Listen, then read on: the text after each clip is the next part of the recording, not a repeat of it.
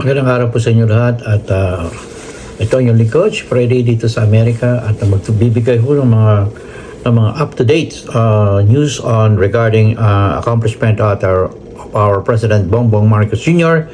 there in the Philippines, okay? Sa kasalukuyan po, araw ngayon ay June 12, 2024 yan sa Pilipinas at ako po ay bumabati sa inyo ng isang Happy Independence Day to all of you there in the Philippines, okay? At ito po ay isang patunay na ito ay tuloy-tuloy na tinataguyod ng ating Pangulong Bongbong Marcos Sr. ang ating kasarinlan dyan sa Pilipinas. Magandang what they call this Happy Independence Day to all of you there in the Philippines, okay? And together with the President Bongbong Marcos Sr., thank you, His Excellency, for a job well done there in the Philippines, okay? Ngayon, before I start, I would like to introduce myself. This is Freddy at Filipinos America Blogging YouTube channel. And if you haven't subscribed to my channel, please press the red button below to subscribe to my channel. And it's all free, guys. It's all free. And I authorize you, or I could say, you can share this video to all of your friends and benefactors, as well as in your family circle, in your community, or in your barangay, or wherever you are, you can share it. It's all free, okay? And at the same time, give me a big likes. At the same time, make some comment, whether in English or in Filipino, okay? Okay. I'm also a member, formerly member of Toastmaster International there in the Philippines when I was still working in PLDT, Bacolod Exchange as a system support engineer for a decade. Hard work and trainings supported by PLDT management. Thank you very much, PLDT, for such a gesture of opportunity to work with your company. Thank you very much, okay? And at the same time, I'm also a competent Toastmaster International there in Bacolod at Barangay Toastmaster Club, in which you could participate, you guys there in Bacolod City, as well as in other parts of the world, that you could join Toastmaster International so that you could move forward to a greater adventures of a learning process, because English is a window to all learning process, right? Okay. Now, ang topic po ngayong araw na ito ay ang ating project ng ating Pangulo, rehabilitasyon ng Magat Dam, isinusulong ni PBBM. Okay? So, makikita nyo na hindi tumitigil ang ating Pangulo sa ating bansa upang mapaunlad ang irrigation dyan sa Pilipinas. Kasi kung hindi magkakaroon ng irrigation, ay mawawalan po tayo ng supply ng bigas, because we there in the Philippines is located in the ring of fire in the Pacific, okay? Right? Okay, kaya marami tayong lindol, volcanic, kaya nga may earthquake, madalas may earthquake, at the same time mayroong floods, at maraming iba na parating sinisira ng mga pro-China ang ginagawa ng ating Pangulong Bongbong Marcos Sr. Nangunguna na ho ang mga Duterte at itong si Maharlika at ito mga ibang abogado na si Attorney Roque na talagang takasan na ipinagtatanggol ang China sa inyo lahat dyan. Okay? Okay. Hindi ko, palagi ko, hindi na makakapasok dito sa American si Attorney Harry Roque sa ginagawa niya. At hindi ko masabi kung ano, masasabi ko diyan kala Attorney Harry Roque kung bakit siya nagkaganyan. Nag-aaral naman dito sa American, pero bakit ganun? Dahil hindi sila na-appoint sa kabinete ng ating Pangulong Bongbong Marcos Jr. at katulad din ni Maharlika, ganun din po. Ngayon, ipapakita ko po sa inyo ang magandang bagay na ginagawa ng ating Pangulo. Panoorin niyo po ito. Mga pasilidad na pang-agrikultura sa Cagayan Valley sa kanyang talumpati sa inaugurasyon ng bagong solar-powered pump irrigation sa Quirino, Isabela, sinabi ng Pangulo na inaatasan niya ang National Irrigation Administration o NIA na suriing muli ang dam at pag-aralan ang posibleng rehabilitasyong gawin dito para mapaganda at mapakinabangan itong muli. Iminungkahi rin ng Presidente na lagyan din ang dam ng mga solar-powered irrigation system kung kakayanin at palawagin pa ang modernisasyon nito. Nag-uusap na kami ni Administrator Guillen, namin, balikan natin, tignan natin ulit yung Magat Dam At tignan natin kung po pwede pa.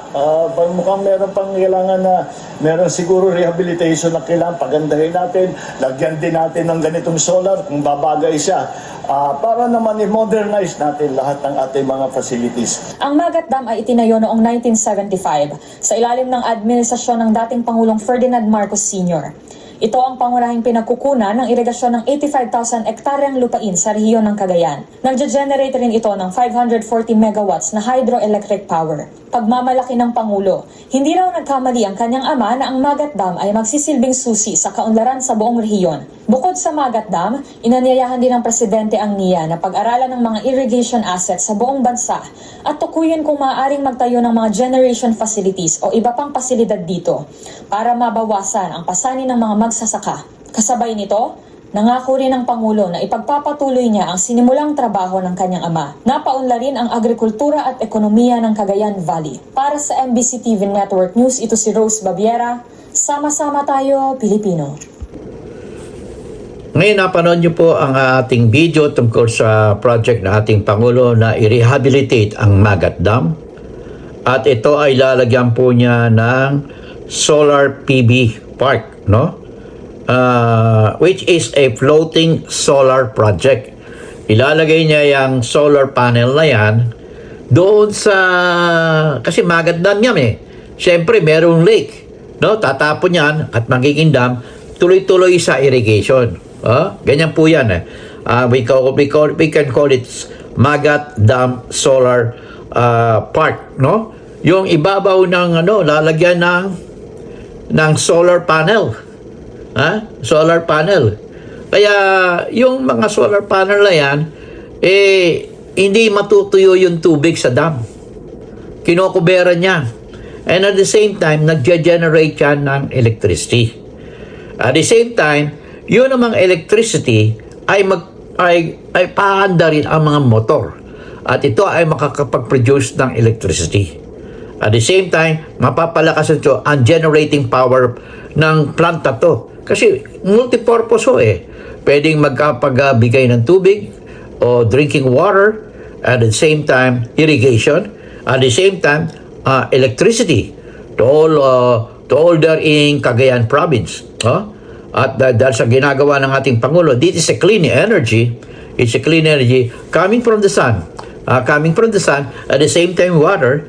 It's a multi-purpose. Attention, all engineers in the Philippines, you could contribute much to the development of this what we call Magat Dam Solar Park.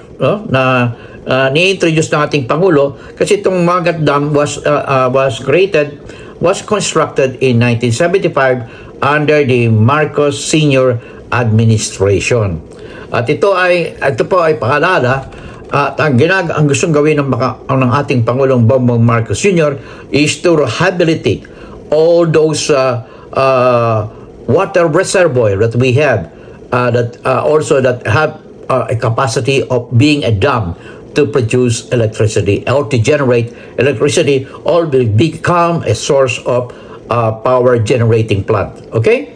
At the same time, water and irrigation. So, multi-purpose itong ginagawa ng ating Pangulo. And I suggest also to create more mini dam that like this. And also at the same time, we could put a solar power panel on top of the lake. Okay? On top of the lake. We call it solar panel floating in reservoir. Attention, all electrical engineers there in the Philippines. You could contribute much to the development of this project of President Bongbong Marcos Jr. It is a floating photovoltaic system, also known as float voltaics. Okay, it could be a powerful complement to hydroelectric power plant. And this is hydroelectric power plant, right? And already the jet can generate through the reservoir that we have, okay? And save water by shading it. Hindi mag-evaporate yung tubig doon sa lake kasi nakukubera ng mga solar panel. And at the same time, nagpo-produce yung heat of the sun, pinoproduce ng solar. Nakakapag-produce ng At yung solar naman, pinopropel yung electricity na nakukuha niya na produce to a generator at a battery. Yan. Yung battery naman ay papatakbuhin yung motor na hindi gumagamit ng electricity. Nakuha nyo ba? All electrical engineers, okay? All electrical engineers. So, it is a new study by an international team of researchers show that how useful a wide-scale photovoltaics could be. Okay? Photovoltaics. Kasi ito ay nakalutang ang itong mga voltaics, itong mga solar panel on top of the lake. Okay? Napakaganda ho yung project na yan. Kailangan ho natin, kasi ang mga ating mga dams, kailangan, hindi lang pugit existing yan, dapat ay nire-rehabilitate din yan. Rehabilitate. Maybe for about every 10 years, rehabilitate mo. Or even 5 years, rehabilitate. And we could improve our system in order to produce water to irrigation to our farmers, which would increase the production of palay and at the same time, rice. So, ganyan ho, kasimple ang gustong mangyari ng ating Pangulong Bongbong Marcos Sr. Ito ay sagot sa mga walang ginawa. Itong mga Duterte na to, at itong mga vloggers na bayaran na gustong pabaksakin ang ating Pangulong Bongbong Marcos Jr. So guys, let's support the President. Happy Independence Day. In God we trust. Never hold your peace. I'll see you in my next vlog.